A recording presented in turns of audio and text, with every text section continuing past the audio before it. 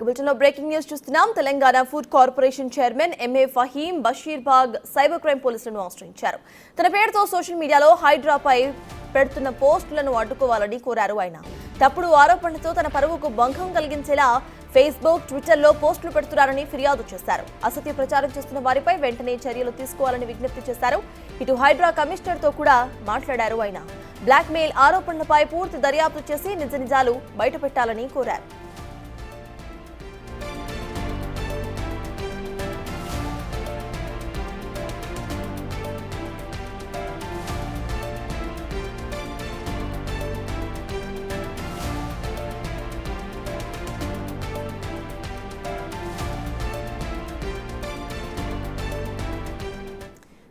MA Faheem Basheerbagh cyber crime పోలీసులను ఆశ్రయించారు. ఈ కేసుకు సంబంధించిన పూర్తి అప్డేట్స్ మా ఇన్పుట్ ఎడిటర్ పవన్ అందిస్తారు. పవన్, చెప్పండి, ఈ కేసుని ఎలా చూడాలి? దీనికి సంబంధించి పోలీసులు ఏమంటున్నారు? అప్డేట్స్ ఏంటి? సర్తాజ్, చెరువుల పరిరక్షణ, ప్రభుత్వ భూములను కాపాడుకోవడం కోసం ఏర్పాటైన హైడ్రా పనితీరు పైన ఆది నుంచి కూడా అనేక విమర్శలు వస్తున్నాయి. రకరకాల వివాదాల్లో చిక్కుకుంటూ ఉంది. వాస్తవానికి చెరువుల్ని కబ్జా చేసి ఆ చెరువులలో ఇల్లు కట్టిన వాళ్ళపైన హైడ్రా కఠినంగా వివరించింది. ఆ అనుమతి లేని ఇళ్లను అన్ని కూడా కూల్చివేసింది. తాజాగా అమీన్పూర్లో కూడా అటువంటి ఘటనలే చోటు చేసుకునే అమీన్పూర్ చెరువును ఆక్రమించి కట్టిన కట్టడాలన్నింటినీ కూడా గతంలో హైడ్రా కూల్చివేసింది. తాజాగా హైడ్రా పైన అనేక ఆరోపణలు చేస్తున్న కొంతమంది తాజాగా అటు కాంగ్రెస్ నేతలపైన కూడా విమర్శలు చేస్తూ ఉన్నారు. హైడ్రాను బూచిగా చూపించి తాము అడిగినంత డబ్బు ఇవ్వకపోతే మీరు కట్టుకున్న ఇళ్లను కూల్చివేస్తామంటూ మమ్మల్ని బెదిరింపులకు దిగుతున్నారు, కోట్ల రూపాయలు వాళ్ళు డిమాండ్ చేస్తున్నారంటూ వాళ్ళు ఆరోపిస్తూ ఉన్నారు. ప్రస్తుతం Telangana food corporation chairman MA Faheem పైన ఇటువంటి ఆరోపణలు అమీన్పూర్ వెల్ఫేర్ అసోసియేషన్ చేస్తుంది. హైడ్రాను బూచిగా చూపించి తమను బెదిరిస్తూ ఉన్నారు. తమ కాలనీలో ఉన్న ఇళ్ల నుంచి పెద్ద మొత్తంలో డబ్బులు అడుగుతూ ఉన్నారు. ఇవ్వని పక్షంలో తాను ఆ హైడ్రాను అక్కడికి పంపించి మీ ఇళ్లను కూల్చివేస్తానంటూ ఆయన బెదిరింపులకు దిగుతున్నారంటూ అటు ఆరోపణలు చేస్తున్నారు. అయితే దీనిపైన ఎంఏ ఫహీం కూడా అటు తీవ్రంగా స్పందించారు. తాను ఎవరిని కూడా ఎక్కడ బెదిరించలేదు, ఖచ్చితంగా ఇది ఒక కుట్ర జరుగుతుంది తనపైన, దీని వెనకాల ఎవరున్నారో తేల్చవలసిందేనంటూ ఆయన సైబర్ క్రైమ్ పోలీసులను కూడా ఆశ్రయించారు. ప్రస్తుతం మనతో Telangana food corporation chairman MA Faheem మనతో ఉన్నారు. అసలు ఏం జరిగింది, ఆయన పైన ఆరోపణలు చేస్తున్నది ఎవరు, ఎందుకు చేస్తున్నారు, తదితర వివరాలన్నీ కూడా అడిగి తెలుసుకుందాం. నమస్తే ఫహీం గారు. పవన్ గారు, సార్, చూస్తున్నాం నిన్నటి నుంచి కూడా మీ మీద రకరకాల ఆరోపణలు. అమీన్పూర్ వెల్ఫేర్ అసోసియేషన్ పేరుతో ఒక పెద్ద లేఖను రాయడం జరిగింది. వాళ్ళు హైడ్రాను బూచిగా చూపించి మా ఇళ్ల మీదకి హైడ్రాను తోలుతామంటున్నారు, మా ఇళ్ళని కూల్చేస్తామంటున్నాడు, ఫహీం అడిగినన్ని డబ్బులు ఇవ్వకపోతే మా ఇళ్ళని కూల్చేస్తామంటున్నాడు, నా వెనకాల ముఖ్యమంత్రి ఉన్నారు, ఇతర మంత్రులు కూడా ఉన్నారని బెదిరింపులు దిగుతున్నాడంటూ వాళ్ళు ఒక లేఖ రాశారు. దీనిపైన మీరేమంటారు? ముఖ్యంగా బిగ్ టీవీ ప్రేక్షకులకు అందరికీ గుడ్ మార్నింగ్ అండి. ముఖ్యంగా నిన్న నాకు దాదాపు 4 గంటల 5 గంటల సమయంలో నా సోర్సెస్ ద్వారా, నా మిత్రుల ద్వారా ఇట్లా ఒక పోస్ట్ వచ్చింది, నీ దృష్టికి వచ్చింది అంటే, లేదు ఏందని ఇలా చెప్తే, సరే ఏంది అని దాంట్లో చదివాం. మేము చదివాక దాంట్లో వివరంగా వెళ్ళి ఎవరని చూస్తే ప్రెసిడెంట్ కె రామరెడ్డి ఉన్నాడు, వైస్ ప్రెసిడెంట్స్, ఇవన్నీ లేఖ చదివిన తర్వాత నేనేం చేసిన, నా సోర్సెస్, నా మనుషులను కూడా అక్కడ కొంతమందిని పంపించా. నేను అసలు ఈ అమీన్పూర్ వెల్ఫేర్ అసోసియేషన్ ఏదైతే ఉందో లేఖ ఇచ్చారు లెటరైట్ మీద, దాని మీద అసలు అడ్రస్ అది ఎక్కడుందో ఒకసారి కనుక్కోండి, ఎవరైనా ఉంటే నాకు ఫోన్ లో కూడా సంప్రదించండి, వాళ్ళకి నిజంగా ఏమన్నా ఉంటే నేరుగా నేనే మాట్లాడతా.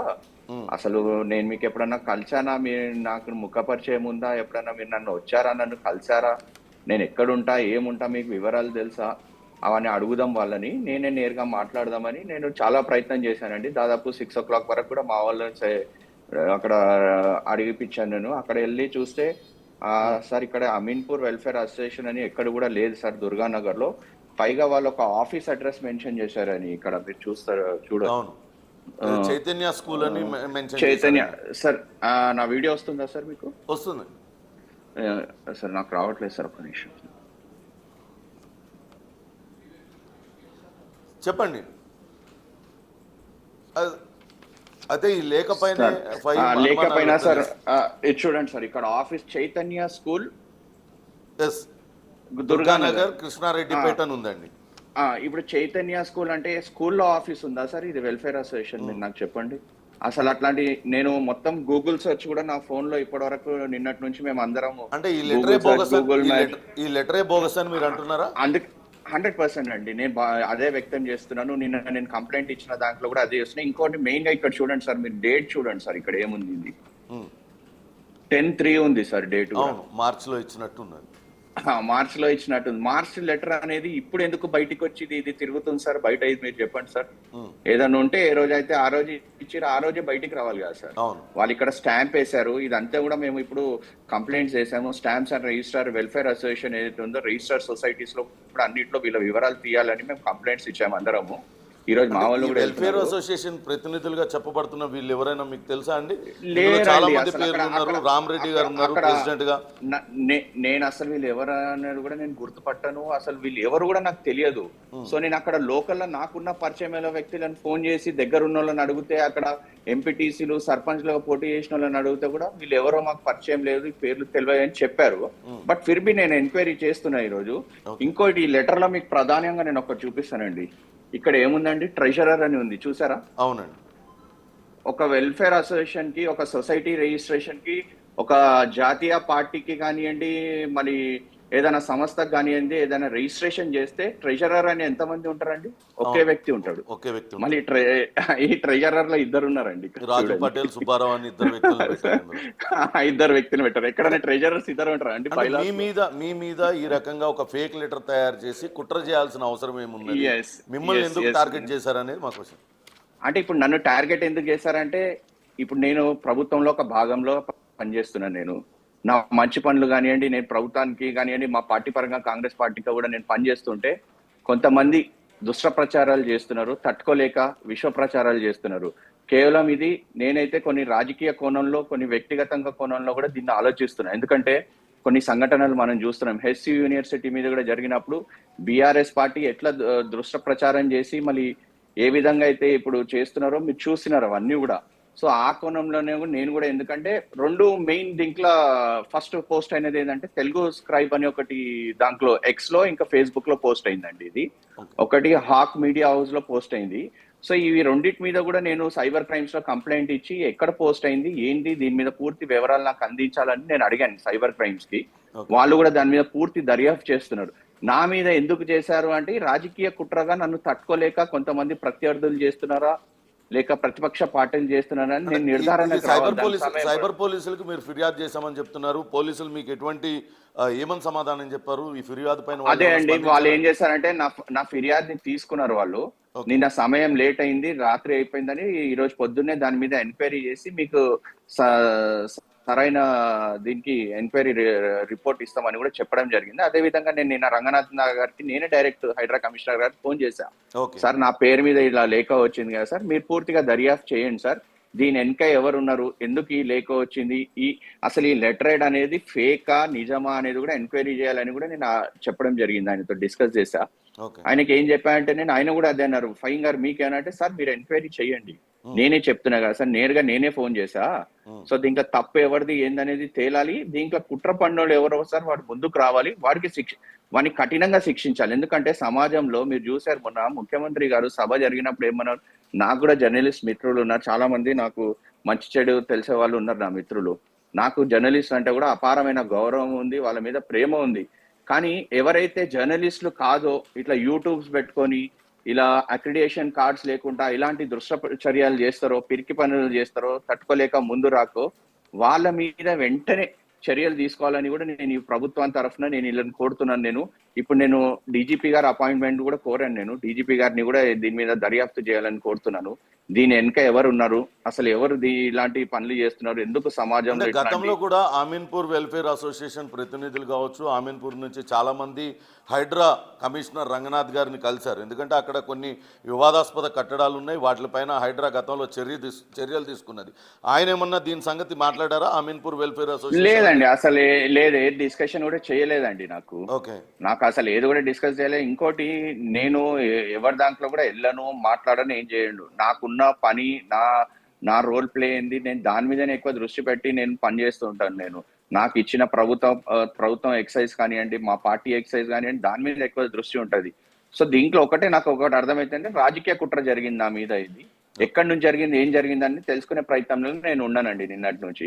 ఓకే. సో బేసికల్ గా సరే ఒకటి నా మిత్రులు కూడా అందరు ఏమన్నారంటే, ఎదుగుతుంటే విమర్శలు వస్తుంటాయి, తట్టుకోవాల్సి వస్తుంది మనం అని చెప్పారండి నాకు అందరు కూడా. ఓకే, థ్యాంక్ యూ ఫహీం గారు. ఖచ్చితంగా దీని వెనకాల కుట్ర జరుగుతుంది. ఇది లెటరే బోగస్ అని ఎంఏ ఫహీం అంటున్నారు. దీనిపైన చట్టపరమైన విచారణ జరిపించాలంటూ ఇప్పటికే అటు సైబర్ క్రైమ్ పోలీసులను ఆశ్రయించడంతో పాటు హైడ్రా కమిషనర్ రంగనాథ్ను కూడా తానే స్వయంగా దీనిపైన విచారణ జరిపించాలంటూ కోరుతూ ఉన్నారు. ప్రస్తుతం మనతో మా కొలీగ్ శ్రవణ్ లైవ్లో అందుబాటులో ఉన్నారు. హైడ్రా ఏ రకమైన చర్యలు తీసుకోబోతుంది దీనిపైన మాట్లాడడానికి? Shravan, good morning. Yes, good morning. Ameenpur welfare association పేరుతో ఫిర్యాదు అందింది కదా, దానిపైన మేము లోతైన దర్యాప్తు చేస్తున్నాం అనేది హైడ్రా కమిషనర్ నిన్న రంగనాథ్ అఫీషియల్గా రెస్పాండ్ అయ్యారు. అయితే అమీన్పూర్లో అత్యధికంగా అక్రమ కట్టడాలు ఉన్నాయి, చెరువులు చాలా వరకు కబ్జాకు గురయ్యాయి అనేది హైడ్రా కమిషనర్ రంగనాథే బహిరంగంగా అనేక సార్లు చెప్పారు. సో అమీన్పూర్ నుంచి చాలామంది కూడా హైడ్రా కమిషనర్ని నేరుగా సంప్రదించారు. అక్కడ ఏ విధమైనటువంటి విధ్వంసం జరిగింది, చెరువులను ఏ విధంగా కబ్జా చేశారనేటువంటి అంశాలపైన జనాలు నేరుగా వచ్చారు. వాళ్ళకి న్యాయం చేసే దిశగా హైడ్రా ముందుకు వెళ్తుందని రంగనాథ్ అనేక సార్లు చెప్పారు. సో ఇప్పటి వరకు వచ్చినటువంటి ఫిర్యాదులను బేస్ చేసుకొని ఈ లెటర్ ఏమన్నా వాళ్ళకి సంబంధించి ఉందా, లేకపోతే గతంలో ఫిర్యాదు చేసిన వాళ్ళ పేర్లు ఏమన్నా ఈ లెటర్ హెడ్లో ఉన్నాయనేటువంటి అంశాలపైన కూడా దర్యాప్తు చేస్తున్నామన్నారు. దాంతోపాటు అమీన్పూర్ అనేది సంగారెడ్డి జిల్లాలోకి వస్తుంది. సో అమీన్పూర్లో మొత్తం అమీన్పూర్ పెద్ద చెరువు, చిన్న చెరువుతో పాటు ఎన్ని చెరువులు ఉన్నాయి, ఆ చెరువు పరిసరాల్లో వచ్చినటువంటి లేఅవుట్లు, దాని తర్వాత దీనికోసం అంటే వాళ్ళ ల్యాండ్ కోసం పోరాడుతున్న వాళ్ళందరినీ కూడా క్వశ్చన్ చేయబోతున్నట్లు మన దగ్గర ఉన్నటువంటి సమాచారం. సో ఫైవ్ మీద చేసినటువంటి ఆరోపణలు ఎంతవరకు నిజం, బేస్లెస్సా, బేస్ ఉన్నటువంటి ఆరోపణలు అనేటువంటి అంశం పైన రంగనాథ్ దర్యాప్తు చేయబోతున్నారు. దాంతోపాటు ఇప్పుడు పోలీసులకు కూడా గతంలో కూడా హైడ్రా మీద ఇటువంటి ఆరోపణలు వచ్చాయి. హైడ్రాని సాకుగా చూపించి ఆ నిర్మాణదారులను బెదిరిస్తున్నారు, వాళ్ళని డబ్బులు అడుగుతున్నారు. ఇవ్వని పక్షంలో హైడ్రాకి ఒక కంప్లైంట్ చేయడం ద్వారా హైడ్రాని వాళ్ళపై కుసుగొల్పి ఆ కట్టడాలన్నీ కూడా కూల్చివేసే ప్రయత్నం చేస్తున్నారంటూ అనేక ఆరోపణలు వచ్చాయి. దానిపైన హైడ్రా కూడా స్పందించింది. అటువంటి హైడ్రా పేరు చెప్పి ఎవరైనా వసూళ్లకు పాల్పడితే వాళ్ళపైన కఠినంగా వ్యవహరిస్తామని. దానికి సంబంధించి డాక్టర్ విప్లవ సింహ అనే వ్యక్తి పైన కూడా కేసు నమోదు చేసింది. ఇది పదే పదే జరుగుతున్న హైడ్రా ఎందుకు కఠిన చర్యలు తీసుకోవడం లేదు ఇటువంటి వాటిపైన? అంటే హైడ్రా పేరు చెప్పి చాలామంది కూడా అక్కడ ఫేక్ జర్నలిస్టులు కూడా చాలామంది ఉన్నారు. హైడ్రా పేరు చెప్పి డబ్బులు వసూలు చేస్తున్నటువంటి విమర్శలు వచ్చాయి. వాళ్ళ మీద కేసులు కూడా నమోదైనాయి. ఒక అడ్వకేట్ పైన కూడా కేసు నమోదైంది. దాని తర్వాత కొంతమంది హైడ్రాకి ఫిర్యాదు చేస్తాం, మీరు మాకు డబ్బులు ఇవ్వకపోతే అని చాలామంది కూడా బెదిరించారు. సో వాళ్ళకి సంబంధించిన ఫిర్యాదులు హైడ్రాకి నేరుగా వచ్చాయి. హైడ్రా సిబ్బంది పైన కూడా ఫిర్యాదులు వచ్చాయి. సో వాళ్ళ మీద కూడా ఇన్వెస్టిగేషన్ కొనసాగిస్తున్నాము.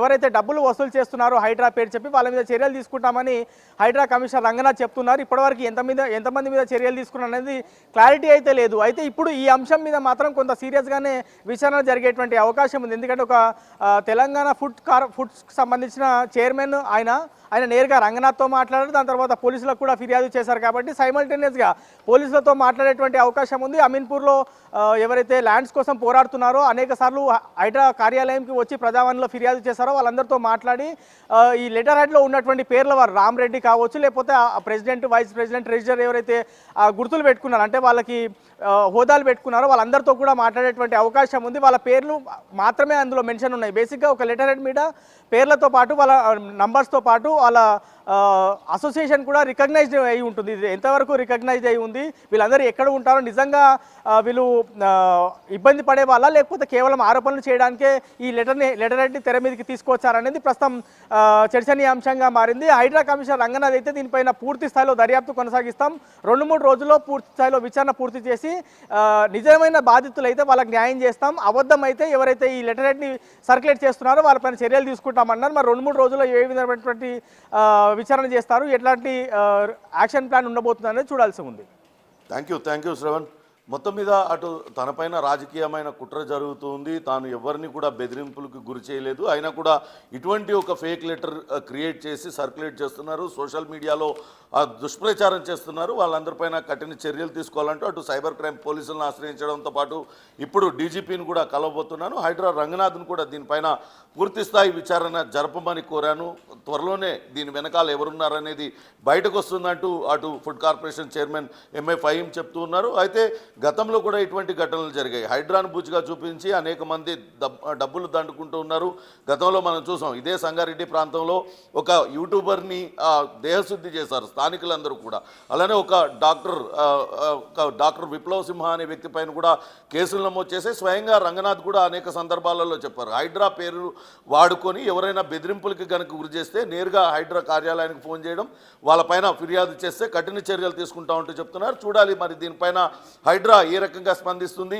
ఈ లెటర్ వాస్తవమేనా లేకుంటే దుష్ప్రచారం చేయడం కోసమే ఈ లెటర్ సృష్టించారా అనేది హైడ్రా విచారణలో తేలబోతుంది. సర్తాజ్. రైట్.